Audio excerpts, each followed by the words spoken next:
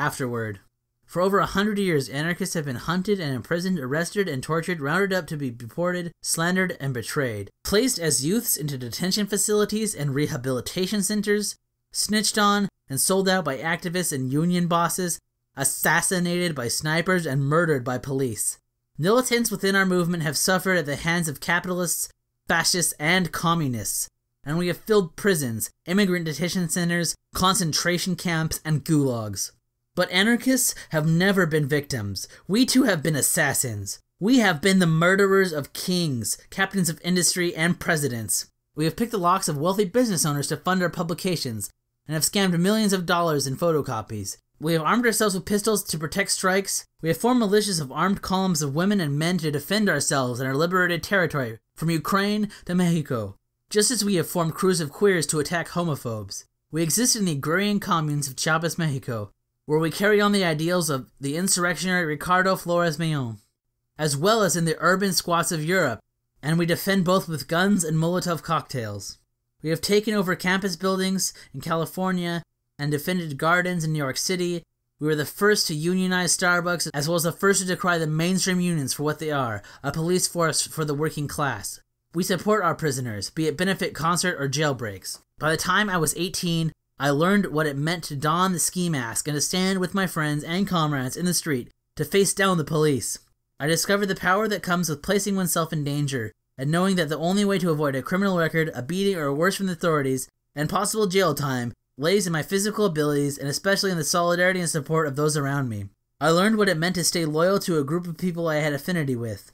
This book has been for everyone who shares the intimacy of sounds of hammers against the property of the rich, those who have lived through riots, those who have stood in stores being looted, those who have walked in universities they could never afford to attend while they were being occupied, who have camped on land reclaimed by indigenous peoples, who spoke of their ancestors and welcomed us as comrades, who have seen fire.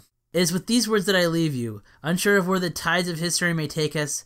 My biggest fear with this book is that the reader will take away from it that revolutionary action only happens in the specific, spectacular moments.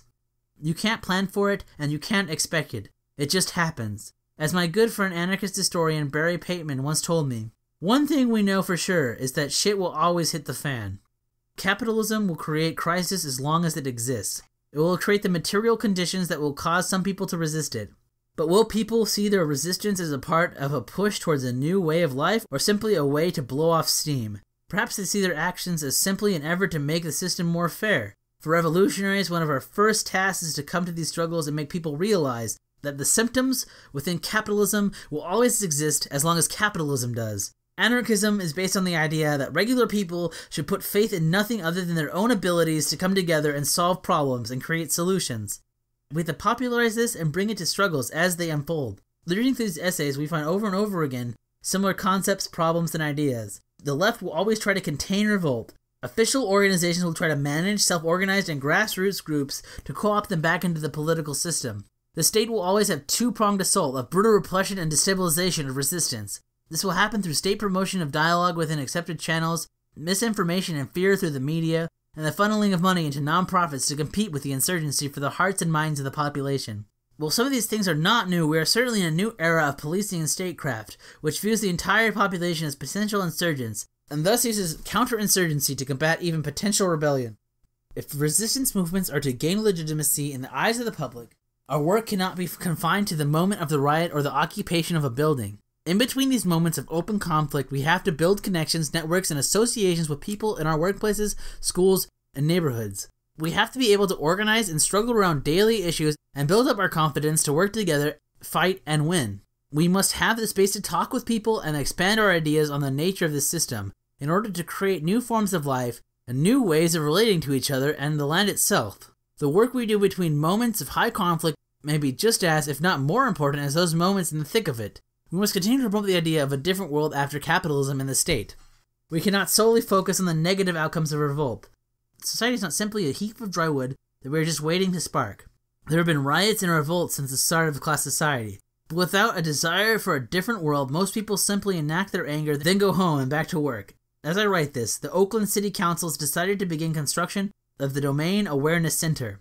Such a facility will process and store surveillance information from a variety of cameras, use facial recognition technology, log license plates, and filter social media. Police are already pushing for access to drones in the Bay Area for use in fighting crime and monitoring protests. All of these things have vast political and social ramifications.